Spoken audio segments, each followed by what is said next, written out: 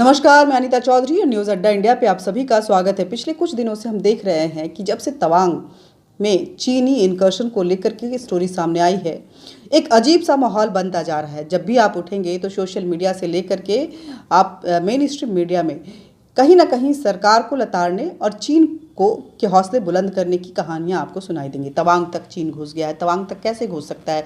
तवांग एक रिहायशी इलाका है, उससे पहले ना जाने कितने आर्मी पोस्ट हैं। अगर उस आर्मी पोस्ट को तवांग जो चीनी पीएलए है वो नष्ट करते हुए आती है, इसका मतलब युद्ध हो चुका है। हाँ, अरुणाचल के कुछ एरिया में घुसने की वो कोशिश जरूर की, लेकिन हमारे जवानों ने किस तरह से पीट पीट के उनको भगाया, इस तरह से भारतीय सेना ने चाइनीज़ आर्मी की कुटाई की। वो वीडियो आप सब ने देखा। चाइनीज़ फौज अपने बख्तरबंद गाड़ी छोड़कर भाग गए और अपने वाले शीशे जो हमारे वाले थे उनके शीशे तोड़ तोड़ कर वो निकाल निकाल के उनकी कुटाई कर रहे थे। अन्य वीडियो में हमने देखा कि इंडियन आर्मी ने के जवानों ने चीनियों को दौड़ा दौड़ा के मारा। ये भी हमने देखा, मार कर घसीट घसीट कर उनको भगाया। एक और वीडियो हमने देखा जिसमें चीनियों की कायदे से एकदम मज़े की गालियां देते हुए बेसुध लुटा लुटा के उनको मारा गया। और फिर इसके साथ ही जो टुकड़े टुकड़े गैंग हैं वो चीनी अग्रेशन की खबर को लेकर के एक्टिव हो गई। और संसद में जब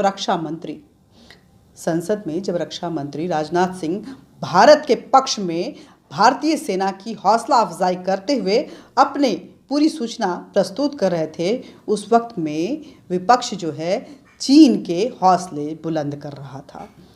भारत के विपक्षी दल और उनके कई नेता जो हैं रक्षा मंत्री के संबोधन के बीच में टोक टोक कर वो बातें बोल रहे थे जो चाइनीज समाचार पत्रों में छपा हुआ था। तो आप समझ सकते हैं कि कितना ज़्यादा जो है वो उनका पक्ष ले रहे थे। राहुल गांधी की तो होनी चाहिए, राहुल गांधी, गांधी परिवार, गांधी कांग्रेस जो है वो चीन का कर्जा खाए हुए, तो उनके लिए ये बात आम होनी चाहिए। सच ये है कि आज का देश का विपक्ष क्या चाहता है ये बताते हैं। आज का विपक्ष ये चाहता है कि हर फील्ड में मोदी को हराने के लिए भारत फेल हो जाए, डूब जाए भारत, रसातल में चला जाए भारत, हमारी इकोनॉमी डूब जाए ताकि मोदी बदनाम हो जाए, मोदी डूब जाए, जीडीपी माइनस में चली जाए भारत की ताकि मोदी खत्म हो जाए, मेक इन इंडिया फेल हो जाए ताकि मोदी खत्म हो जाए, वंदे मातरम भैंस में से जाके टकरा जाए, खत्म हो जाए ताकि मोदी खत्म हो जाए, चीन भारत पे कब्जा कर ले ताकि मोदी बदनाम हो जाए, मोदी खत्म हो जाए, जिसके लिए भारत की असफलता हो जाए ताकि मोदी और उसकी सरकार जो है खत्म हो जाए, विफल हो जाए।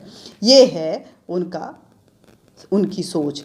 हमारे देश के विपक्ष, हमारी कांग्रेस, कम्युनिस्ट, आप ये जो वामपंथी हैं वो इस तरह से सपोलों की तरह काम कर रहे हैं कि हर मुद्दे पे भारत पीछे चला जाए ताकि मोदी खत्म हो जाए। जब पुलवामा होता है, उरी होता है, गैलवान होता है, डोकलाम होता है, तब इनकी बाँछें खिल जाती है, सवाल खड़े करते हैं।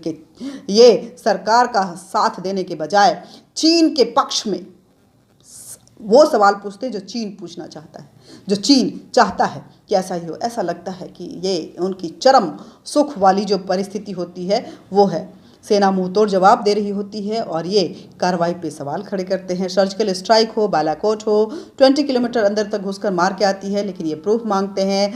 जब आप उठते हैं तो सोशल मीडिया और इस तरह की जो मेन स्ट्रीम मीडिया में जब इस तरह के सवाल उठते हैं तब आप क्या सोचते हैं, ज़रा कमेंट बॉक्स में ज़रूर लिखिएगा कि इस तरह के सवाल आपको कितना विचलित करते हैं, कितना परेशान करते हैं। ये हमारे लिए जानना और इसको पब्लिक फोरम पे लाना हमारे लिए भी उतना ही ज़रूरी है। देखिए, तवांग में चीन की झड़प की पूरी कहानी अगर बताएं तो ये है कि 9 दिसंबर की रात को लगभग 3 बजे थे। पूरा हिंदुस्तान सर्द रात में सो रहा था और तब सीमा पर हिंद की सेना के जवान जो हैं भारत के भौमिक अखंडता की रक्षा के लिए अपनी जान से खेल रहे थे। अरुणाचल प्रदेश में यांगसे इलाके में हिंद की सेना पेट्रोलिंग कर रही थी। तवांग सेक्टर के यांगसे इलाके में 16 से 17 हज़ार फीट ऊंचाई पर बड़ी बड़ी चोटियां हैं जिन पर भारतीय सेना की चौकियां बनी हुई हैं। डोकलाम और गैलवान में भारतीय सेना से मुंह की खाने वाला चीन एक बार फिर मक्कारी के साथ बैठा हुआ था, लेकिन 300 से ज़्यादा चीनी सैनिकों को तवांग सेक्टर के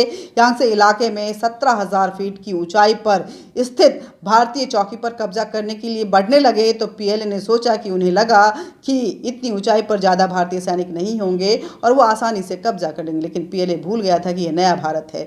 ये भारत 1962 का नहीं, 2022 का भारत है।